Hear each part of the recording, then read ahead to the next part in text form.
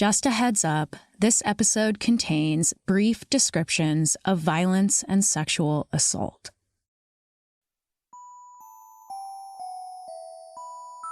You know, there's nothing to hide. Everything that you would possibly want to know about this case is there, and we just want the public to be able to decide for themselves because we so strongly believe that this was a grave injustice. Shannon Lynch is the host of the podcast, The Alley, DC's 8th and H case, a detailed look at the 1984 murder of DC resident Catherine Fuller and the 8 young Black men who were convicted and sentenced to life in prison for a crime they did not commit. The show features the voices of the 6 men who are still living: Clifton Yarborough, Christopher Turner, Charles Turner, Timothy Catlett, Levi Rouse, and Russell Overton, all of whom served their time and were eventually released after decades in prison, only to face a life on the outside still marred by the legal and emotional consequences of their wrongful convictions. Now, the Mid-Atlantic Innocence Project is pressing President Biden to provide them with a post-prison pardon to right a terrible miscarriage of justice. In this episode, Shannon will take us through the crime, the flawed investigation and trial, as well as the suppression of evidence that could have exonerated these men decades ago, in hopes that the more their story is heard, the more likely it is that they and other wrongfully convicted people will be granted the clemency they have long deserved. I'm your host, Chelsey Weber-Smith, and this is American Hysteria. I'm so happy to have Shannon Lynch on the show. I think this is such a valuable case for us to look at for the specifics and more generally when we're talking about who gets a pardon and who doesn't and what that process looks like and why it's so important. So welcome to the show, Shannon. Thank you for having me. So would you want to just kind of get into why you got involved in this case before we actually tell the story of the case itself? Yeah, so I was actually living in the same neighborhood where this murder occurred when I heard about it, and I was really taken aback that I'd never heard of it before. You know, there are some very clear similarities to the Central Park 5 case, which is incredibly well known, but this one was not as well known. I was already working in audio as a podcast producer and engineer and decided, you know, that was the best way that I could report on or convey a story. So I started reporting on it in 2021, and the first episode of The Alley came out in the summer of 2023.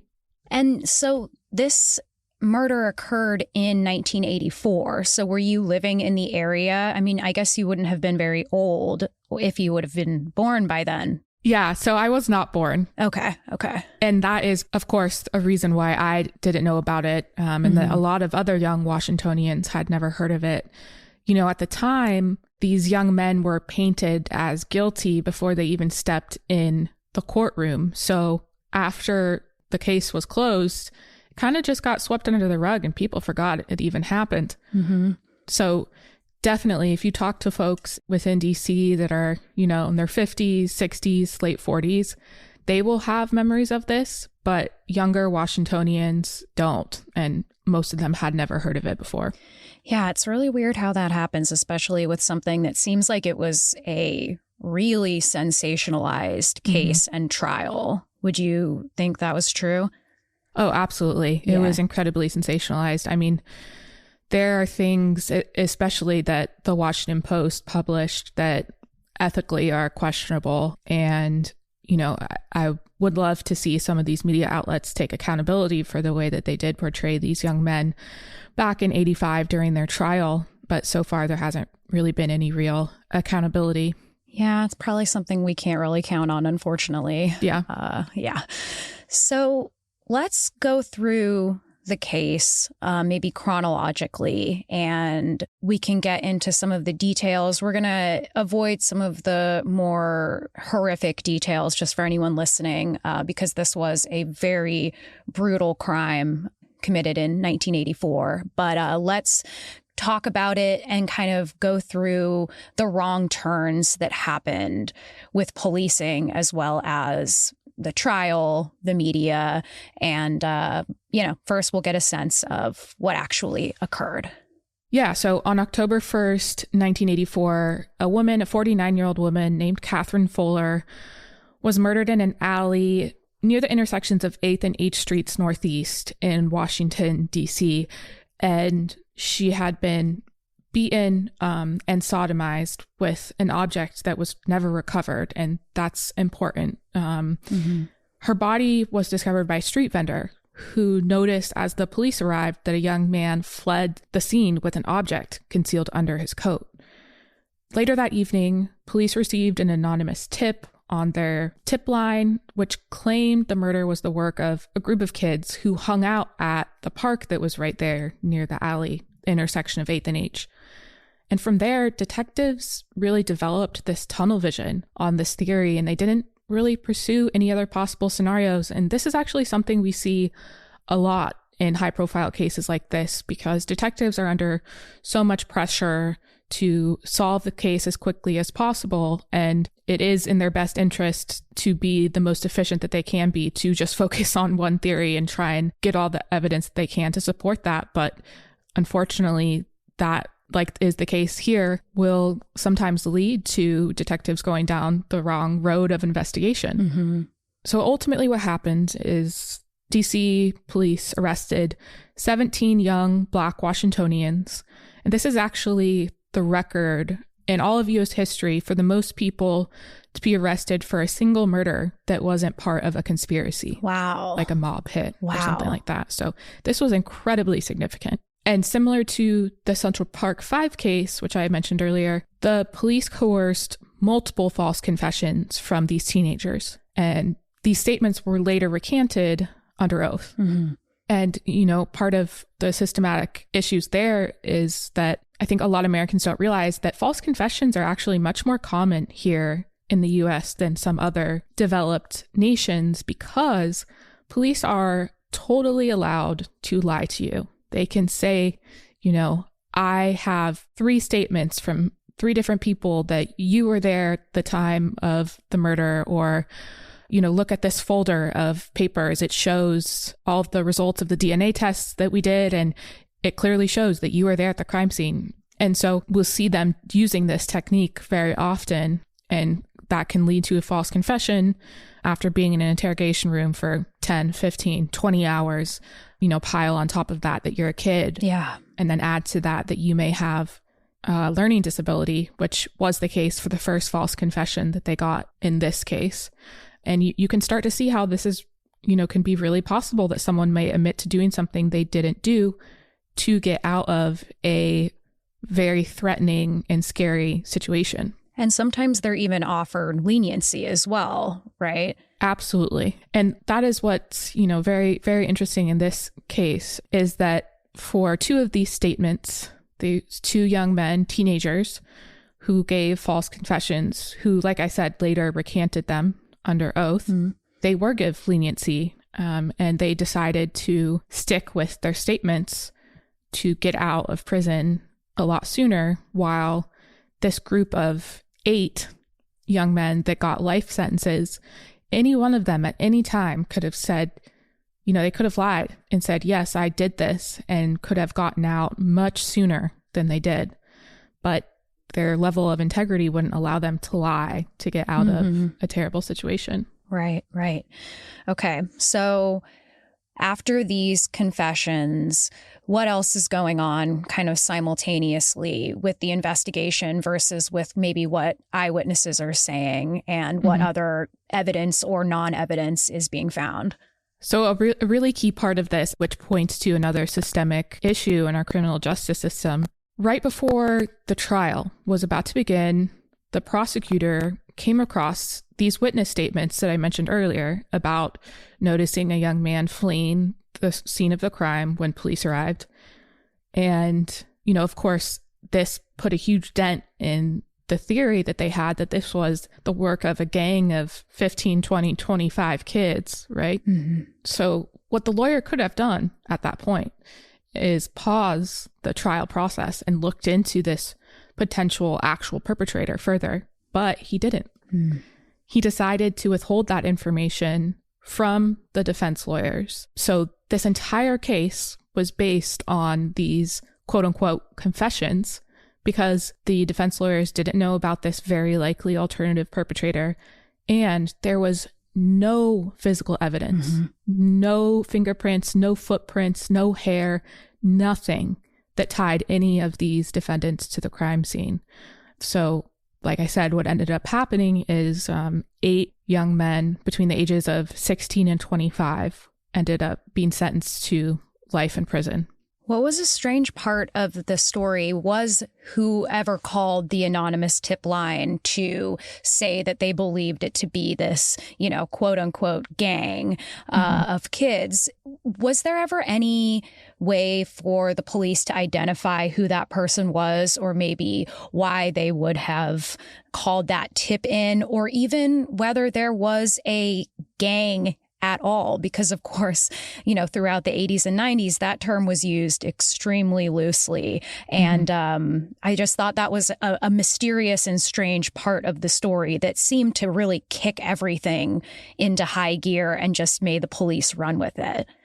Absolutely. Absolutely. To my knowledge, they didn't make a super involved attempt to try and find out where that anonymous tip came from. I think after a certain point, it didn't matter to them because they had made up their minds that that is what happened. And of course, we can go into a whole other conversation of how racism played into their decision to really focus in on this theory, right, of a group of young Black kids committing this crime.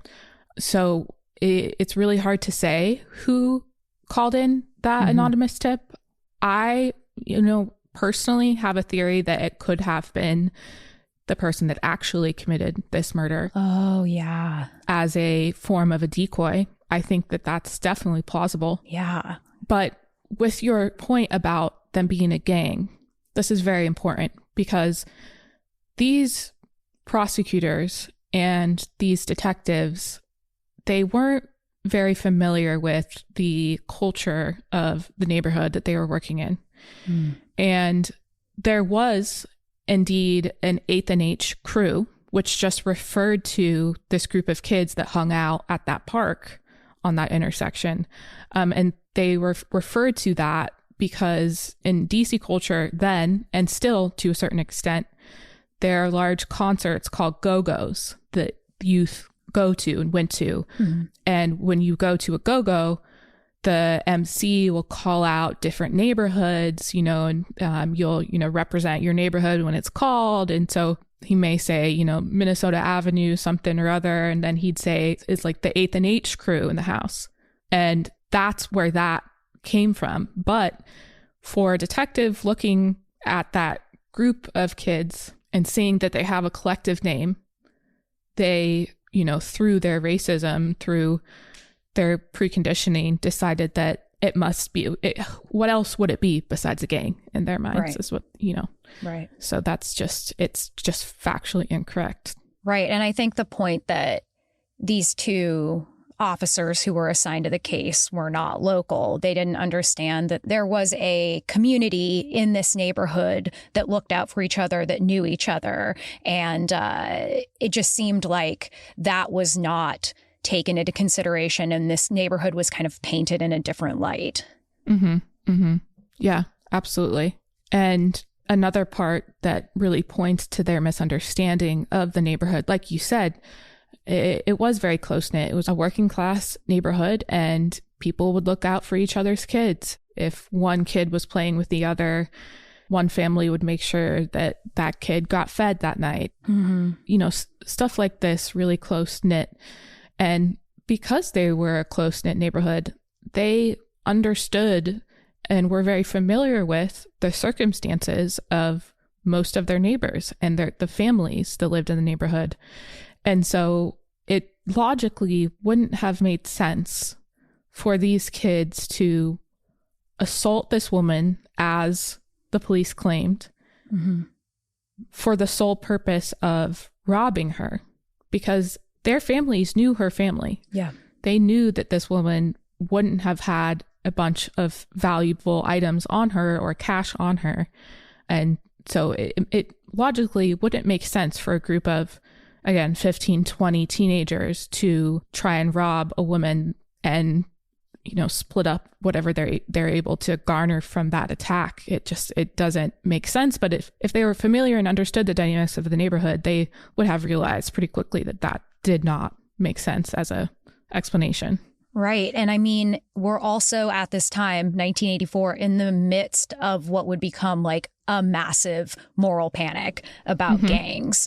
So it is not surprising to me that instead of looking at the logical, like, what is the reason for this crime? What would be the purpose of this crime? We've done episodes about the urban legend of gang initiation and the kind of underlying assumption in that crime is that this is just like a pack of like bloodthirsty teenagers. Like they're just so morally bankrupt that they don't see other people as human. And that's the kind of language and conception of especially young Black men or even young Black kids at that time. So do you think that sentiment that was starting to really weave its way into like urban American culture and the ideas of urban American culture, do you think that was playing a big role in this case?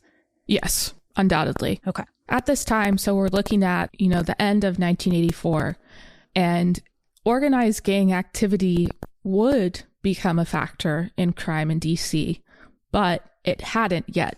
In 1984, the crack epidemic had not yet hit DC, and there was practically no organized crime in DC. But like you said, there was this hysteria, especially coming out of places like California, of organized crime, gang activity, so-called gang activity that was being made very known across national media. Yeah. And so, if that level of hysteria or misinformation hadn't been in these national news outlets like the LA Times, it's very possible that they wouldn't have jumped to this conclusion so quickly that this must have been the work of a gang. Yeah. Which does, as you mentioned already, remind one of the Central Park case as well, that would come a few years later. Is that right? Absolutely. Yes. Yeah. More after this. And now back to the show. Okay, can we kind of pick it up then from where we left off in the story, which is after the public and the police are set on this particular gang theory. Could you also talk about some of the evidence that was really being ignored and that would eventually be totally suppressed by the prosecution? Yeah, so the main piece of evidence that the prosecutor and his team hid from the defense lawyers and the defendants were these multiple eyewitness statements. There ended up being 3 eyewitness statements of a young man fleeing the scene of the crime right after the body was found, just as police arrived. And as you can imagine, if a lawyer has something to point to say, well, my client couldn't have been responsible for this murder, look at this alternative perpetrator that makes so much more sense given the evidence and the eyewitness statements that we have from that day. But that was completely suppressed. And prosecutors get away with this all the time. There's something called the Brady Rule that says that prosecutors are supposed to hand over any evidence to defense lawyers that might change the outcome of the trial. And the problem with that is that the people that are meant to enforce that rule are on the side of the prosecutor. Yeah. Whether that be in the DA's office or in this case, because this happened in DC, it was tried by a federal prosecutor. And there wasn't that accountability there. And there are some systems in place now that make it a little bit harder for prosecutors to hide such evidence, but they still get away with it all the time. And when they do get caught, which is rare, they rarely face any type of significant consequence. So it's really a toothless rule, toothless process. Right. Yeah, because basically what can happen is the prosecutor just says, well, I don't think that evidence would have made a difference. And then that's just it, right? There's not really a process beyond that other than the very biased opinion of a prosecutor who wants to move forward with a case, or rather make sure that a case doesn't get retried and make the state or the federal government look foolish in any way. Right. And, federal prosecutors, like the one that tried this case, they make a vow to seek justice. Mm-hmm. However, in the real world, that just isn't what the motivation is. Prosecutors are encouraged to seek prosecutions because it will make themselves and their office, look good. And especially when we're talking about a jurisdiction where a DA is elected. Right. They're not most concerned about the truth. They're most concerned about, winning. Yeah. Yeah. So we can see how this cycle can be fraught with wrongful convictions. Yeah, it's so deeply disturbing. I mean, throughout reading this case, listening to your podcast, it affected me so deeply emotionally. And I just found myself actually, with tears in my eyes, because it just is like the helplessness of the system that is so obviously stacked in favor of the prosecutors and of those like seeking power through these very corrupt means that are somehow not corrupt by law, right? So it's just this like horrible cycle that nobody can really break out of. Mm-hmm. Mm-hmm. I absolutely feel that same level of frustration. I think, Chelsey, though, that it's important to remember that these are all human-made systems. Yeah. We have the power to make them more fair. Yeah. Right? We've seen this in certain states already, only a couple, but in certain places where they've instituted what's called open discovery. Okay. Which means that rather than the prosecutor basically having a lock and key on all of the information that was garnered during the investigation, that the defense lawyers would automatically have the same access to the same files and the same evidence from the get-go. And logically, you would think if the goal is to seek justice and seek truth, then why wouldn't you be transparent in sharing that evidence, right? Yeah. But again, it's like you said, the power is stacked on the side of prosecutors in this country so heavily. And I think it's really hard to give up that power and that advantage when you've had it for so long. Yeah. But that's a really good reminder that there are obviously people working toward and succeeding in getting rid of something like this, which, I really, because of your podcast, I started reading about what is it called? The Brady Rule. Yeah, I started reading about the Brady Rule. And, it seems like something that I should have known about. And yet it is just one of those many, mechanisms that are working kind of quietly behind the scenes. Absolutely. So, okay, we have the trial, right? That's kind of where we're at in talking about the case. So do you think talking about the trial would make sense? Is there more to talk about with the trial? I'm starting to lose my place in the story. No, that's okay. It's a very complicated story. Yeah. I would just say, there were certain, other than the prosecutor hiding, of course, this incredibly important information, there were several other things that were really stacked against these young men during the trial. One of them being, the judge specifically told the members of the jury that they could not record any type of handwritten notes.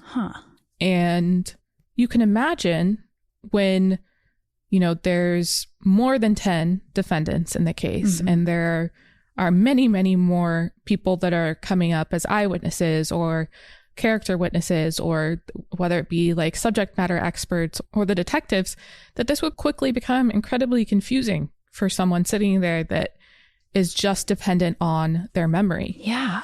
And on multiple occasions after the trial, after the arguments concluded and the jury went to deliberate, the jury actually specifically asked if they could get transcripts from these statements, which would have been plausible. Everything that was said in that courtroom was recorded by a court reporter, right? Yeah. But the judge said no, they need to rely on their memory. And, this was not the jury went into the deliberation room and decided within a couple of hours. Yeah. This took them several days. And in fact, members of the jury after the fact would come out and say, I wasn't fully convinced that they were guilty, but after a certain point, I had no handwritten notes or anything to depend on. So I started to question myself on if what I heard is what I actually heard. And again, it's one of these things that, especially back then, but still in some instances, is standard practice to not let members of the jury take any type of notes, that if you're seeking the truth and you're seeking justice, why would you not want those members of the jury to have the most accurate information from the trial? Do we know why? Yeah, I think the argument is, when a judge makes those instructions, that he wants the members of that jury to act solely on their initial impressions, not to be confused or swayed later on, looking back on whatever witness said what. But I think that theory, that might make sense in a trial where there's one defendant. Mm-hmm. Mm-hmm. But, here there were 11 of them. Yeah. And it became incredibly convoluted very quickly. It seems so you kind of said this, but if you're asking people to rely on their memory, which of course we know is a very fallible thing, people are going to rely on, like you said, a story that sticks in their mind, that is sensational enough that, it catches their emotions, which will carry through to the end. And that is just so counter to what the process is supposed to be like, where you learn a new fact, you incorporate that fact into, what you're forming as a narrative that makes sense to you. So it does feel do you feel like the judges in these cases are, this is so general, but perhaps I'll say the judge in this case had some vested interest in the outcome of the case? That's a hard question to answer. I would say that he may not have realized that, I'm going to give this judge the benefit of the doubt. Okay. Who, I will note, at that time in 1985, when the trial was occurring, was an older white man who was very old school in the way that he ran a courtroom. Mm-hmm. I think he may not have been aware of it, but just based on the way that he treated people in the court, not just the defendants, but their lawyers as well, I think that it's very possible and not a big leap to say that he probably was preconditioned to a certain level to see how that it would be plausible for these young men and boys to be guilty. Right. Right. It begs the question, if this was a group of young white men, would a judge have looked at that in the same lens? And I would argue, of course not. Yeah, of course not. And nor would the police, probably. Right. From the very beginning. Who knows if that, even if that tip would have even caught at all, if they were there's a bunch of young white kids who call themselves, this crew that are hanging out by the park. They might have just been oh, well, kids hang out at a park. Right. Yeah. Okay. So there eventually becomes this alternate suspect, or someone who could have been an alternate suspect. And it really appears pretty quickly that there is evidence to say that he might have been the one to commit the crime. So could you talk a little bit more about this man and kind of what happened during the trial, before the trial, and also after the trial with this suspect that was never actually tried for this murder? Sure, yes. So this young man's name was James McMillan, And at the time of Catherine Fuller's murder, he was 18 years old. And during that same month that Mrs. Fuller was killed, he was caught and later prosecuted for other violent attacks against women in the same neighborhood. So he was known to police as a aggressor towards women already. So just that in and of itself, knowing that he was at the crime scene, fleeing the crime scene when police arrived, and he had multiple charges against him for assaulting and beating women in that same neighborhood. Mm-hmm.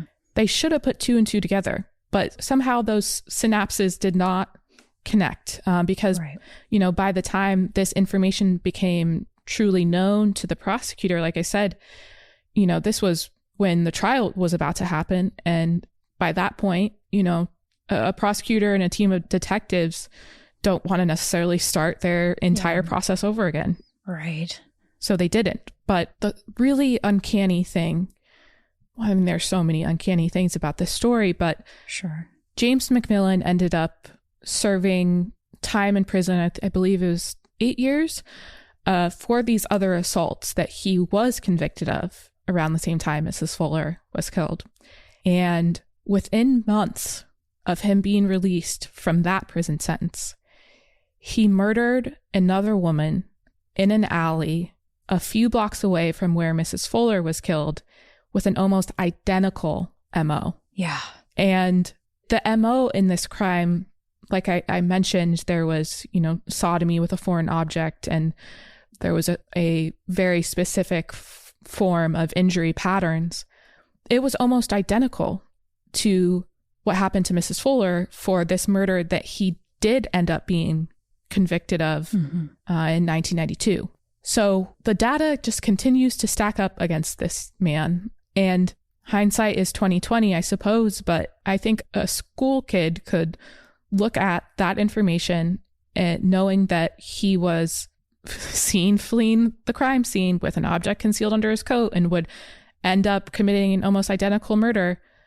It doesn't take a rocket scientist to realize that's probably your actual perpetrator. Yeah. And in addition to that, there was that other eyewitness that police and prosecutors determined to be not reliable. And that was also a strong piece of eyewitness evidence, right?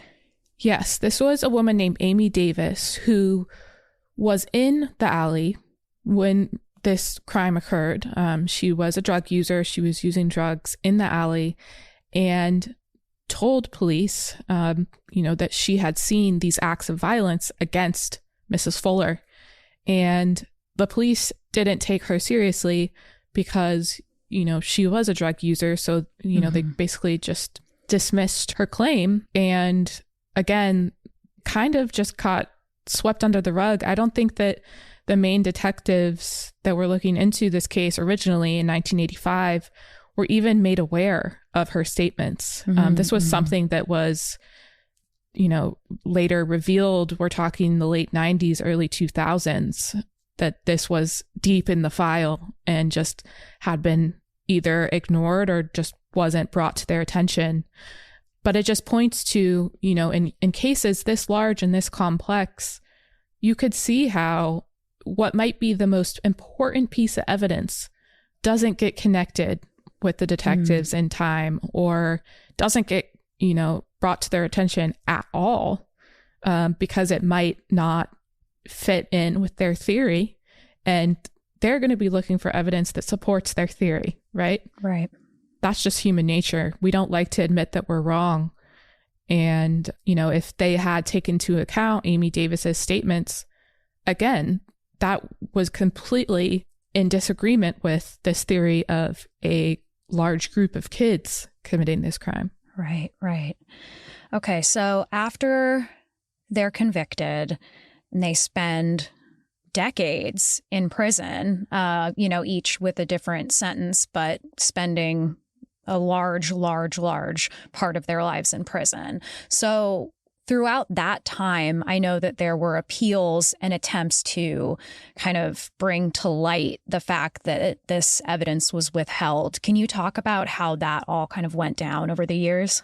Yes. So in the late 90s, early 2000s, there was a reporter named Patrice Gaines at the Washington Post who was actually present at the trial in 1985. She was a brand new reporter in the Washington Post newsroom, and she remembered feeling really uneasy with the facts in this case. She felt like something wasn't adding up. There wasn't enough evidence to support these men's guilt.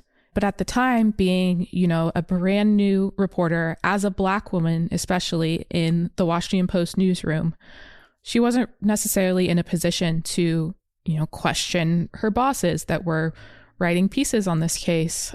But later in the 90s, she revisited it, which was very brave of her. Yeah. And she, reached out to Chris Turner, who was one of the falsely accused men, and ended up doing a very, a deep dive, requesting records from the trial, from the police investigation.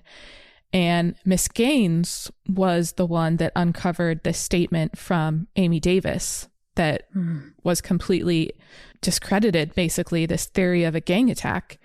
And one thing led to another, and her findings ended up on the desk of Sean Armbruster, who is the executive director of the Mid-Atlantic Innocence Project in about 2005. And so from there, the Mid-Atlantic Innocence Project took up this case. They've been working on it now for almost 20 years. And they, started looking into it even further. That's when they found the eyewitness statements that were hidden about James McMillan fleeing the crime scene when police arrived. So all of this is to say is they ended up pursuing post-conviction proceedings, claiming that all of this evidence would have made a big difference in the outcome of the trial. So they appealed that all the way to the Supreme Court. And in 2017, the Supreme Court unfairly, I believe, decided that the evidence that was withheld from the defense lawyers would not have outweighed these false confessions. Yeah. It's like nothing. I don't even know what to say about that. It's just very upsetting. Yeah, it is. And of course, I mean, our Supreme Court does not get it right. No. We've seen that many times in American history where the historians will look back at certain decisions and just say, how could they possibly have come to this conclusion? I think that this was an instance of that, of a real injustice on the part of the Supreme Court. Do you think that in this instant, and maybe in many, many more instances, it's about like not bringing embarrassment, or it's about not like admitting to wrongdoing? Is that really the motivation behind some of these decisions, where it feels like so clear to the people that there deserves to be a new trial or a new look at evidence or things that are denied? Do you feel that it is like a sense of almost like ego that keeps that from happening, or is it more complicated than that? Of course, I know it is more complicated than that, but what are your thoughts working on this case about the decisions that are made in cases like this? I think some of it may be ego, but I think more importantly, if you look at judicial history in the United States, it is extraordinarily rare for a court to overturn a decision that another court made. Okay. By default, they will just rest on the precedent from that earlier decision. And, I think often will look for any reason to uphold that decision. Sure. And so I think that is, the bigger piece of it. But this is made even more complicated by the fact that this error in prosecutor misconduct was done on the federal level because DC is not a state, and this was handled by a federal prosecutor. That is an interesting, idea to explore, that there could have been other factors at play there that urged these justices to rule the way they rule. I can't say with certainty, but I think it's possible. Yeah. More after this. And now, back to the show. So these men, all of them ended up serving their time. They weren't ever let out except after, their sentences were completed.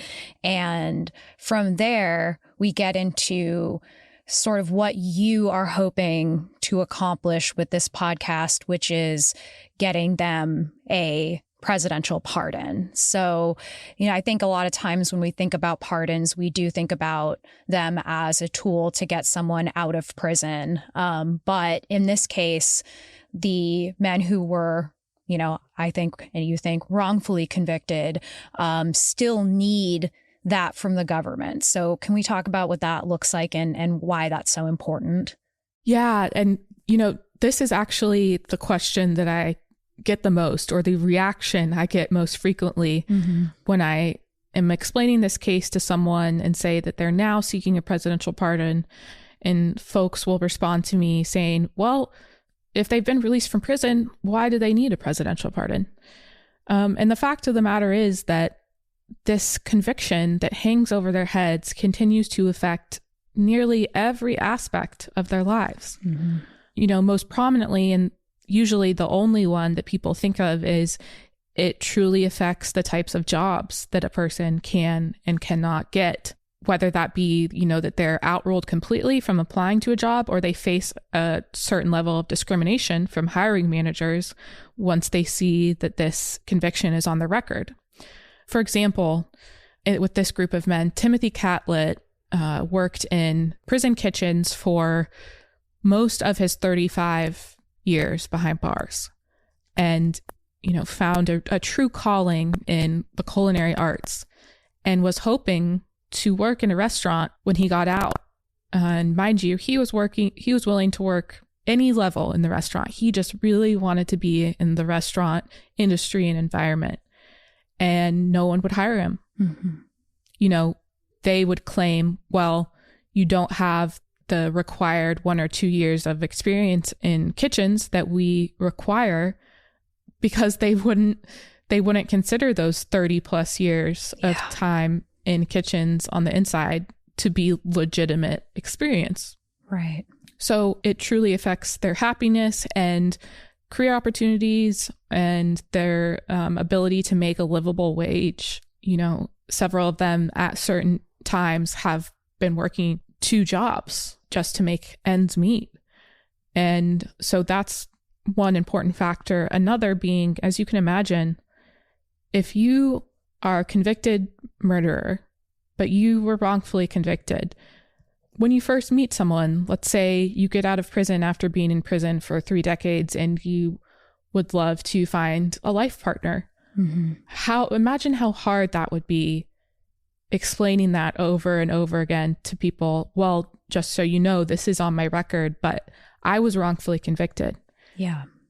But it's still on their record. So for an individual that might have just met this person, they might not be keen on going on that second or third date. And of course that, leads to a certain level of isolation, that their, inability to form really meaningful relationships in certain situations where without this on their record might have been very sustainable and healthy relationships.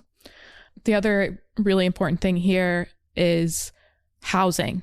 So as a convicted felon, especially of violent crime, there are certain places you cannot live. There are certain public housing that you either aren't eligible for or can be very easily denied for. And that actually happened to one of these men, Cliff Yarbrough, this year. He was facing a level of real uncertainty with his housing because he's been waiting on a voucher for housing and was told that he would get one, but he's really just been dragged along, and more than likely it's because of this charge that he has, Right.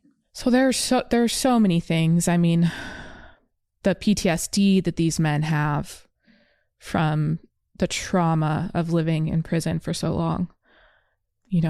of course, a pardon isn't going to give them back the decades of their lives that were taken from them, but I think it would do a lot for their mental and emotional well-being to be recognized as innocent in their healing of, their mental well-being. Yeah, especially when this, integrity it took to not take lesser deals or not admit guilt so that they could, get fewer years, or, it just feels like you would want at the end of the day to be able to have that integrity lead to an exoneration. And the pain, I just can't imagine the pain of not knowing if you'll ever get that, and the pain of having it be in the hands of, the most powerful person in the country. And you are trying to get, you're trying to reach this person, but so many other people are as well. And I think that that's really what you're hoping to do with the podcast, is to reach Biden and to get this information on his desk so he can look at it and make a decision. What do you think the odds are of that? And what do you think in terms of what presidents have done in the past to help folks who are wrongfully convicted? Do you see a path forward? I mean, of course you do, because you're working through this, but I know it must be an uphill battle for sure. Yeah, it's definitely a battle. I will say that traditionally presidents have granted pardons to people that have admitted guilt. Right. To the crimes that they were convicted of. It's traditionally has been seen as an act of mercy for someone that expresses remorse. And of course, that is not the case here. So, that is definitely a factor. But what I will say, and what makes me hopeful, is that especially in the past about 10 years, we have seen on several occasions how cases that become part of, whether that be through social media or other forms of media, very aware to the public and have had a certain level of support, movement, you could say, growing around these different cases that receive pardons, seeing that on multiple occasions within the past decade or so does make me hopeful that this is possible. This is absolutely possible. And at the end of the day, all it takes is one person. Yeah. One person to sign off on this, right? Yeah. Yeah. And no matter how that person is, swayed, hopefully it's by just reading the facts of this case. But I think there's a lot to be said of, really raising public awareness and public pressure on the president to really put this case in the front of his mind. Right, right.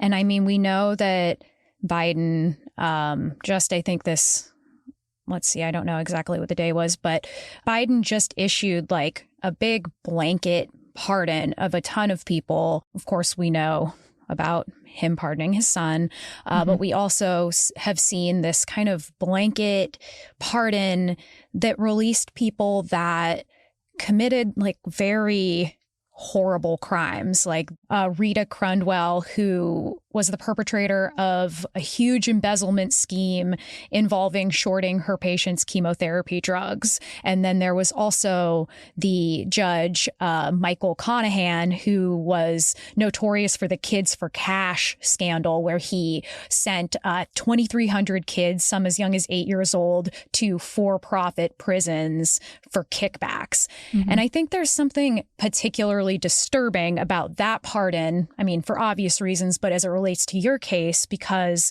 so many of these people were juveniles at the time that the crime was committed. So to see this man get a pardon for reasons that are kind of muddy, I'm not exactly sure why, but to see that happen, and then to see these men who've spent 30 years in prison for crimes they did not commit as juveniles feels like a really kind of crushing comparison.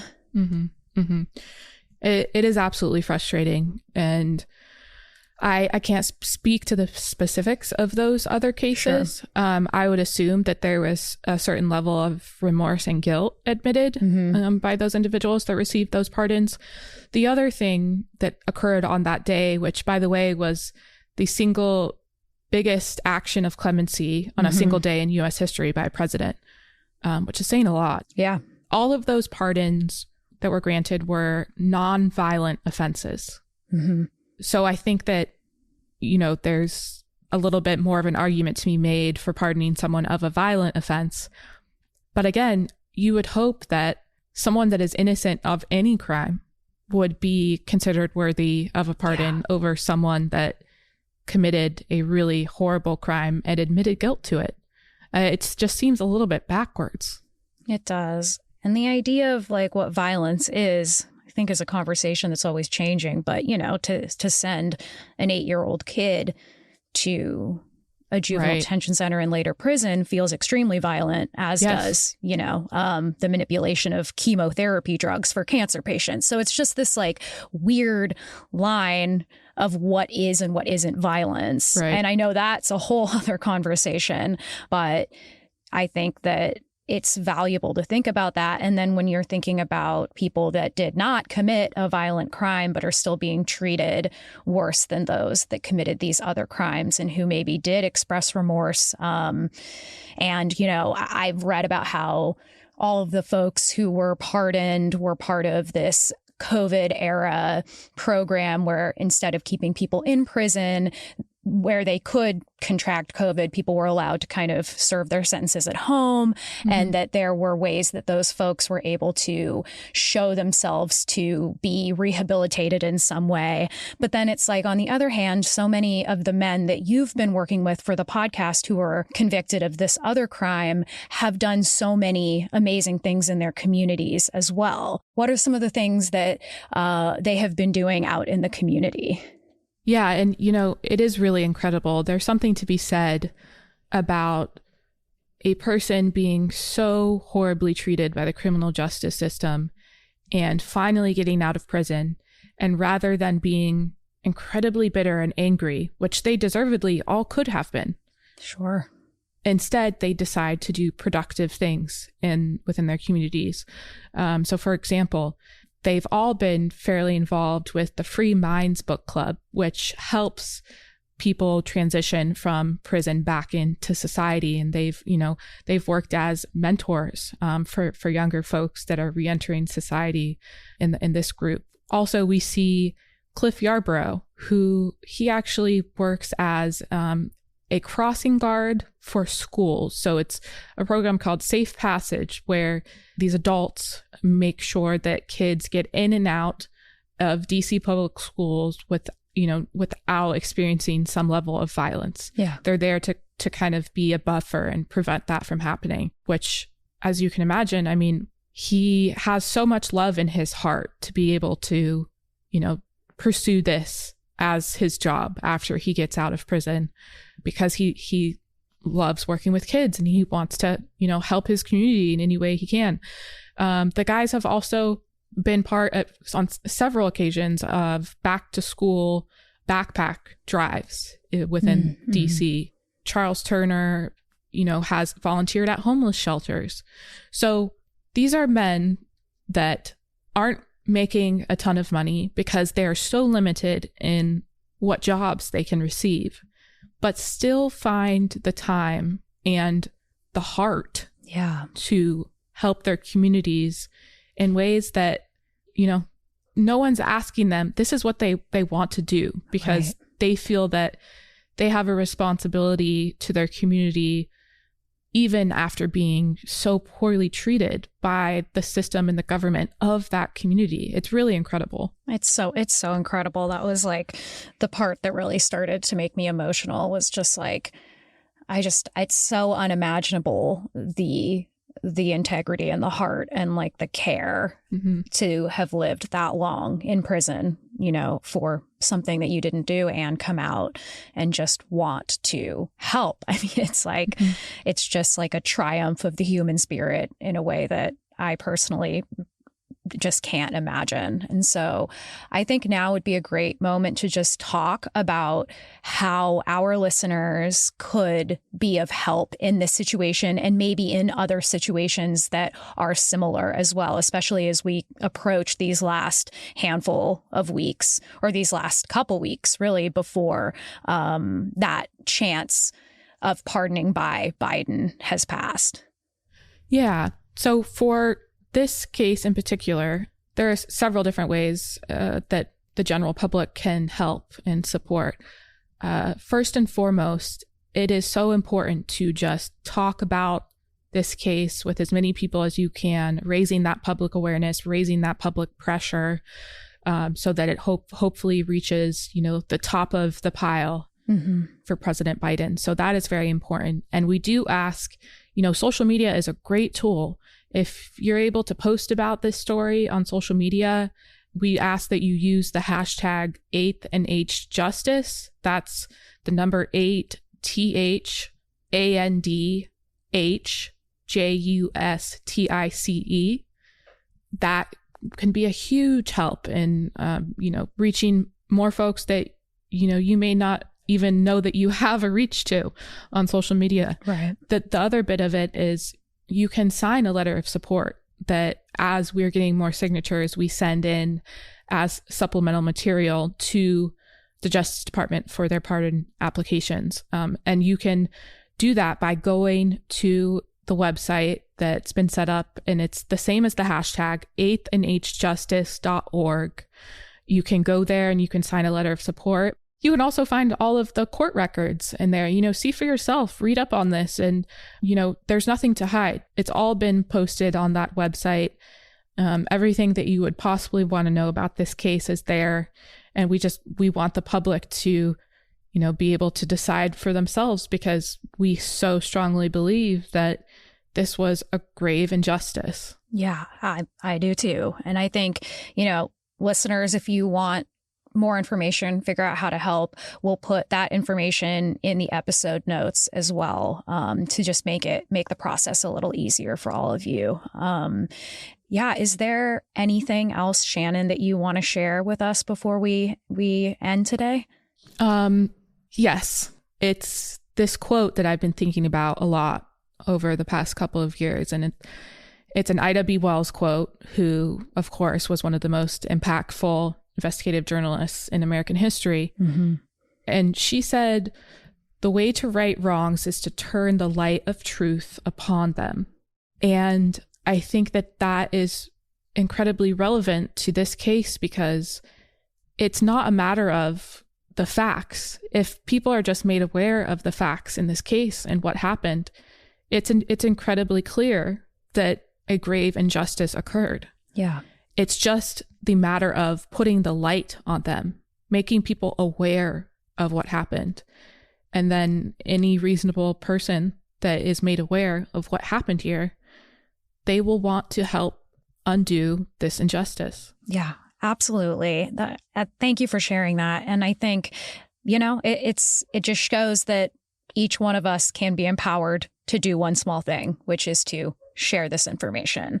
And that's a beautiful thing that Absolutely. We have the ability to do that on social media, and to just work together and hopefully make this case more available to people. And that's what hopefully we'll try to do. I know that I will be talking about it as well. So I just want to thank you so much for your work, Shannon, and for coming on the show and for teaching us about this case.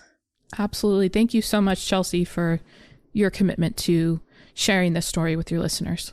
Absolutely.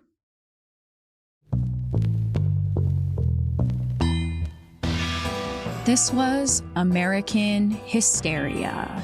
If you would like to help push for the presidential pardons of Clifton, Christopher, Charles, Timothy, Levi, and Russell, you can find a link in our episode notes.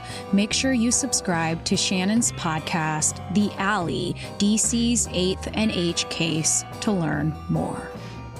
There are still tickets available for our live show with You're Wrong About and our producer Miranda's Fleetwood Mac tribute band, The Little Lies.